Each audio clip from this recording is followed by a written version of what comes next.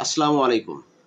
দর্শক, যে কারণে জাপান মানচিত্র থেকে কিছুটা সরে গেছে, এই বিষয়টি নিয়ে আজকের ভিডিওতে আলোচনা করব। আরেকটি আলোচনা করব, বিশ্ব মানচিত্র থেকে খুব শীঘ্রই ইসরায়েল নামের এই ভূখণ্ডটি মুছে যাবে।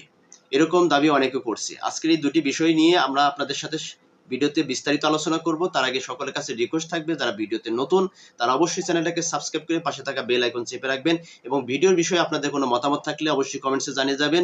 ভিডিওতে একটা লাইক এবং শেয়ার দিয়ে আপনারা আমাকে সহযোগিতা করবেন প্রত্যেকটা সত্য নিউজ আপনাদের সামনে উপস্থাপন করার জন্য। দর্শক, প্রথমে যে বিষয়টি নিয়ে আমরা আলোচনা করতে চাচ্ছি সেটি হচ্ছে যে জাপান কিভাবে মানচিত্র থেকে সরে গেলেন। দেখুন, একটা গবেষণায় উঠে এসেছে যে একটা বিস্ময়কর তথ্য উঠে এসেছে, যেটি হচ্ছে যে বৈজ্ঞানিক গবেষণায় দেখা যাচ্ছে 2011 সালের একটা ভয়াবহ ভূমিকম্প হয়েছিল জাপানে, যেটা মাত্রা ছিল 9 দশমিক এবং সেটার স্থায়িত্বকাল ছিল 15 মিনিট। এইরকম দীর্ঘ সময় একটি ভূমিকম্প হওয়ার ফলে সেখানে দেশটির পূর্ব যে ভূখণ্ড স্থায়ী যে পূর্ব দিকে অনেকটাই সেটা সরে গেছে। গবেষণায় বলা হচ্ছে যে ইউনিভার্সিটি অফ শিকাগোর ভূপদার্থবিদ সাইন ইয়ং পার্ক এই গবেষণা কেন্দ্রটি গবেষণা করেছে। গবেষণা ফলাফল সম্প্রতি একটি বিজ্ঞান সাময়িকীতে প্রকাশিত হয়েছে এবং বিষয়টি নিয়ে বিস্তারিত প্রতিবেদনও প্রকাশ করেছে সিএনএন। তারা দাবি করছে যে 2011 সালের 11ই মার্চ স্থানীয় সময় 2:46 জাপানের 9 মাত্রা শক্তিশালী ভূমিকম্প হয়েছিল। এই ভূমিকম্পের ফলে জিপিএস তথ্য বিশ্লেষণে দেখা গেছে ভূমিকম্পের কিছু সময় পর হুক্কাইডো থেকে কিউশু পর্যন্ত প্রায় 3000 কিলোমিটার বিস্তৃত এলাকা প্রায় একই সময়ে পূর্ব দিকে স্থানচ্যুত হয়েছে। তারা দেখেন, এই অঞ্চলটি পুরোই দীর্ঘ কত কিলোমিটার, প্রায় 3000 কিলোমিটার এলাকা পূর্ব দিকে সরে গেছে। মানচিত্র থেকে তাদের যে আগে ভৌগোলিক যে মানচিত্র ছিল, এই মানচিত্রর পরিবর্তন হয়ে গেছে।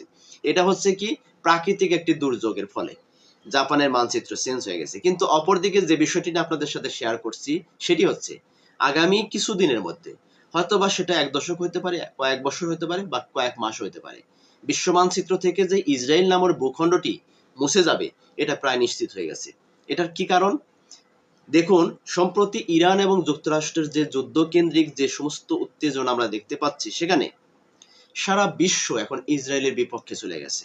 শুধুমাত্র ন্যাটোভুক্ত কিছু রাষ্ট্র আছে যারা ইসরায়েলের পক্ষে এখনো গুণগান গায়, কিন্তু পৃথিবীর বেশিরভাগ দেশগুলি এখন ইসরায়েলের শত্রু বা ইসরায়েলকে ঘৃণা করে, ইসরায়েলের নেতাদেরকে ঘৃণা করে, তাদের কর্মকাণ্ডগুলোকে ঘৃণা করে। তারা প্রতিনিয়ত যেভাবে মধ্যপ্রাচ্য জুড়ে যেভাবে নিজেদের অবস্থানকে শক্তিশালী করার জন্য গণহারে হত্যা করছে মানুষকে, যেভাবে শিশু হত্যা থেকে নারী হত্যা থেকে শুরু করে প্রত্যেকটা অপকর্মের সাথে যেভাবে জড়িত, তাতে পুরো বিশ্ব থেকে বিচ্ছিন্ন হয়ে যাচ্ছে ইসরায়েল।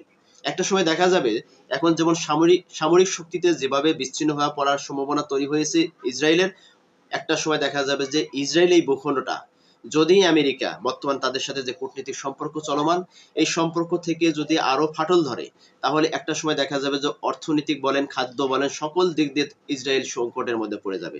এবং এই সংকট তারা মোকাবেলা কখনই করতে পারবে না। কখন? যখন বিশ্ব থেকে তাদের কোনো রকমের অনুদান দেওয়া হবে না।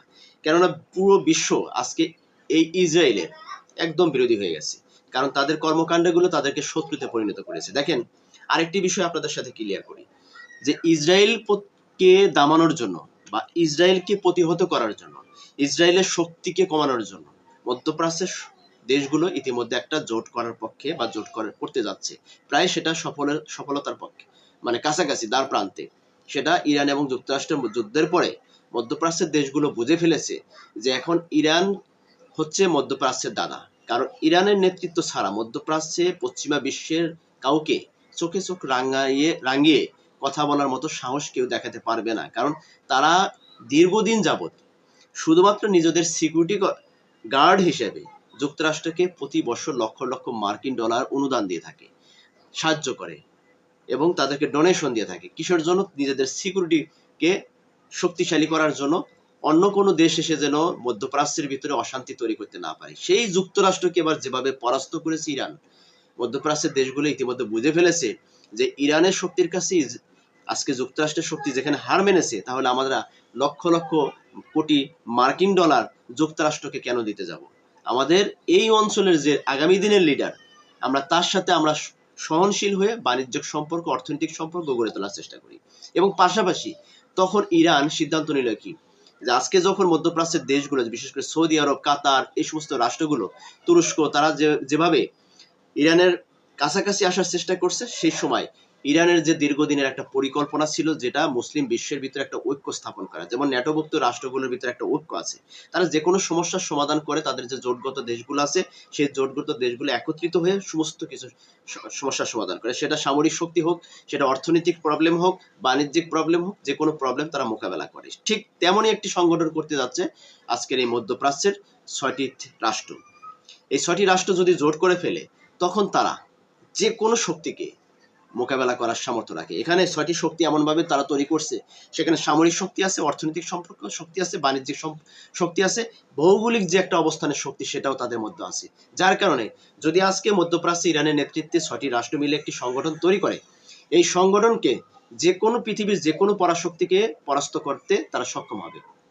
এই শক্তিটা যখন যদি তৈরি হয়ে যায়, ঠিক তখন মধ্যপ্রাচ্যের যে এই যে ইসরায়েল নামের এই ভূখণ্ডটা, তারা যেভাবে লেবাননের এবং গাজার উপত্যকায় যেভাবে অত্যাচার, নির্যাতন, নিপীড়ন প্রতিনিয়ত করে যাচ্ছে, এটা তখন করতে পারবে না।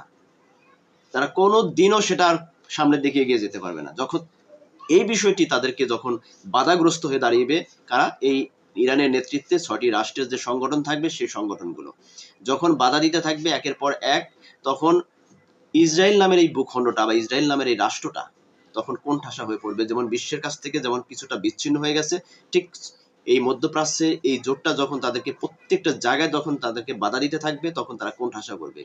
একটা পর্যায়ে কোণঠাসা হইতে হইতে তাদের অর্থনৈতিক, সামরিক শক্তি সবকিছুতে ধস নামবে। তখন গাজার পাশাপাশি এই ভূখণ্ডটা, ইসরায়েলের এই ভূখণ্ডটা ক্ষমতায় তারা এতটাই দুর্বল হয়ে পড়বে একটা সময়, হয়তোবা সেই সময় দেখা যাবে যে অস্তিত্বহীন হয়ে পড়বে। ইভেন এই যে জাওয়ানবাদী যে সমস্ত অভিবাসী আছে, যে সমস্ত যারা নাগরিক আছে, তারা একটা সময়, যেমন ওই যে দ্বিতীয় বিশ্বযুদ্ধের সময় যেমন হিটলারের নির্যাতন, নিপীড়নের কারণে তারা যেমন এক সময় যে রোহিঙ্গা সম্প্রদায়ের মতো এদেশ সেদেশ ঘুরে বেড়াতো, একটা পর্যায়ে গিয়ে ফিলিস্তিনের এই অঞ্চলটাকে তাদেরকে কিছু দিন বসবাসের জন্য সুযোগ দিয়ে আজকের যে অবস্থান তারা তৈরি করছে, সেই ফিলিস্তিনকে তারা আজকে রাষ্ট্র হিসেবে তারা মেনে নিতে নারাজ। একটা সময় এই ফিলিস্তিনবাসীদের, ইসরায়েলবাসীদের একটা সময় এই অবস্থা তৈরি হতে পারে।